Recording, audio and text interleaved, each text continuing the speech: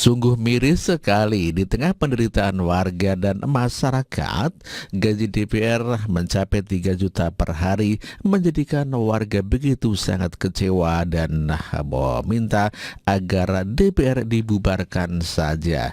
Inilah kekecewaan warga. Bubarkan DPR. Rakyat tidak butuh DPR. Apa kerja kalian? Dewan Perwakilan Rakyat. Apa yang kau wakili? Dari aspirasi-aspirasi kami sebagai rakyat. Apa yang kau wakili?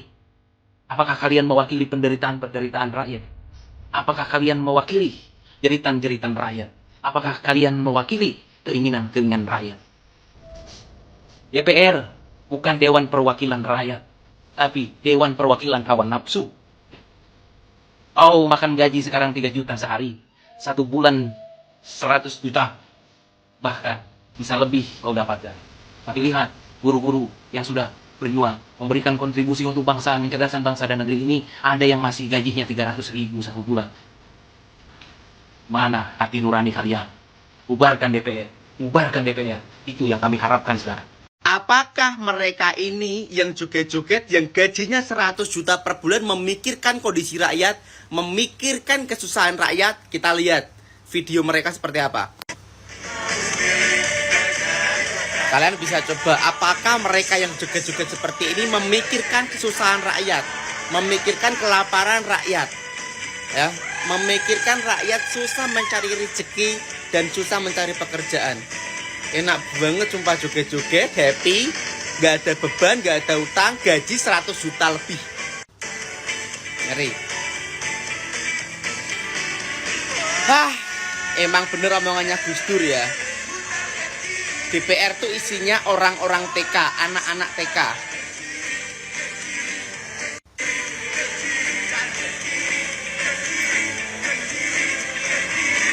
Enaknya joget-joget gaji 100 juta.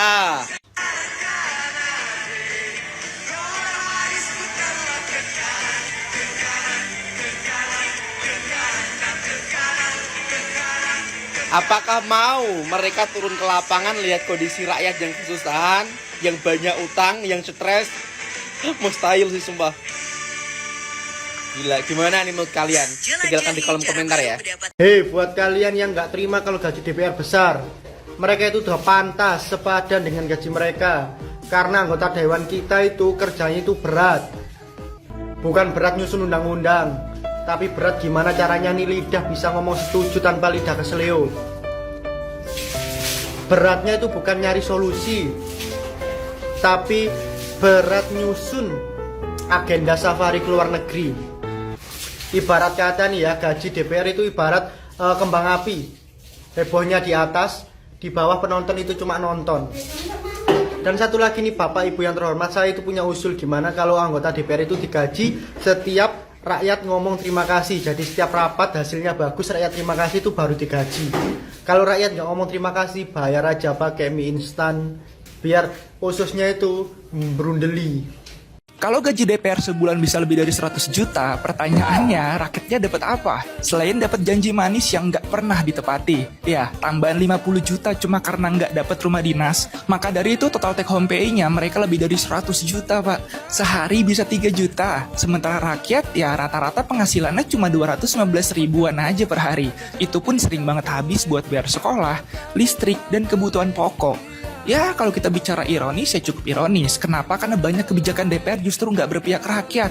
Dari harga pangan yang makin mahal, sampai aturan pajak yang bikin masyarakat makin tercekik kan sekarang. Kalau DPR bener-bener wakil rakyat, harusnya Bapak Ibu ini fokus bikin yang kebijakan pro rakyat lah. Kontrol harga bahan pokok, akses pendidikan murah, dan transparansi anggaran biar nggak ada lagi ruang untuk korupsi. Maka dari itu baru yang namanya kerja untuk rakyat, bukan kerja untuk isi kantong sendiri.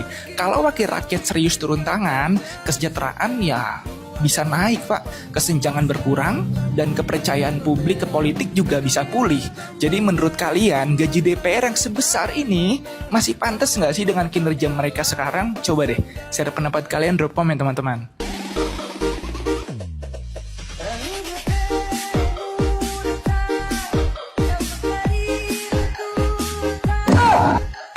Betul kata Gus Dur, bahwa anggota Dewan di gedung parlemen itu hanyalah segerombolan anak TK yang main-main cari kesenangan. Hahaha. Lihatlah ini anggota Dewan dan jajaran kabinet Presiden Prabowo. Setelah selesai sidang tahunan MPR 15 Agustus 2025, mereka berjoget ria, mengumandangkan musik, dan mereka seolah-olah tanpa beban. Rakyat di luar menderita, susah, kesusahan pangan, kesusahan mencari pekerjaan, keadilan, dan kesusahan yang benar-benar menimpa, harus bayar pajak yang tinggi, rekening diblokir. Mereka menari-nari. Mana empatimu? Mana perhatianmu kepada rakyat? Hanya omong-omong. Sedang bersusah hati, air matamu berlinang, mas intanmu terkenang.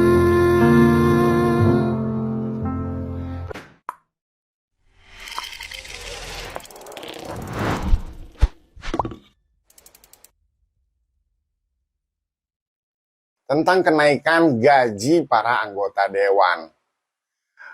Gaji mereka itu kalau dihitung kisarannya per hari bisa sampai dengan 3 juta. Satu bulannya mereka bisa mendapatkan 100 juta. Lu mau tahu nggak biaya negara yang dikeluarkan untuk menggaji para anggota dewan yang terhormat? Jumlah anggota MPR kurang lebih sebanyak 711 anggota. Itu terdiri dari 575 anggota DPR plus 136 DPD. Dan DPRD provinsi kurang lebih angkanya mencapai 2.232 anggota, terdiri dari 38 provinsi. DPRD kabupaten kota kurang lebih sebanyak 17.510 orang anggota, dan terdiri dari 514 kabupaten kota. Total kurang lebih ada sebanyak 20.453 orang anggota yang pengeluarannya dibebankan kepada anggaran APBN di Indonesia. Untuk gaji DPR, MPR, DPD, DPRD, dan PNS total diperkirakan sekitar 390,67 triliun per tahun. Gila nggak? Jumlah angka segitu, coba. Kalau untuk rakyat miskin yang ada di Indonesia, betapa sangat bermanfaatnya. Belum lagi pensiun mereka. Kerjanya cuma 5 tahun. Tapi pensiunnya sampai ke liang lahat. Mencret nggak lu? Sementara rakyat dibebankan untuk bayar pajak. Kalau misalnya lu mau tahu, gaji pokok dan tunjangan dari anggota dewan yang terhormat itu ada tunjangan anak, tunjangan istri, ada juga penerimaan lain-lainnya, itu yang jumlahnya cukup fantastis. Dan itu ditanggung sama kita, pajak rakyat. Alangkah mengerikannya ini negara. Gimana nggak menjerit rakyat untuk bayar pajak dan semua dipajakin. Gimana APBN nggak defisit? Pantesan Menteri Keuangan getol banget narikin pajak. Semua segala dipajakin. Cuman kentut aja yang belum dipajakin. Gimana menurut pendapat lu guys? Joget di atas derita rakyat. Di ruang sidang yang seharusnya jadi medan perjuangan, justru dipenuhi tarian tanpa makna. Seorang anggota dewan berdiri bukan untuk menyuarakan aspirasi, tapi untuk berjoget di tengah rapat. Seolah panggung hiburan lebih penting daripada nasib rakyat yang menjerit. Rakyat antre beras, mereka malah goyang. Anak-anak putus sekolah, mereka malah tertawa. Jalan rusak, harga naik, korupsi merajalela, tapi di balik meja kekuasaan, yang terjadi justru pesta kecil yang memalukan. Ini bukan sekadar kelalaian, ini penghinaan. Joget itu bukan ekspresi, tapi simbol betapa jauhnya mereka dari realitas. Ketika jabatan jadi panggung ego dan mikrofon hanya alat untuk bercanda, bukan untuk bicara kebenaran. Gambar ini adalah tamparan, bukan untuk kita, tapi untuk mereka yang lupa bahwa jabatan adalah amanah, bukan panggung joget.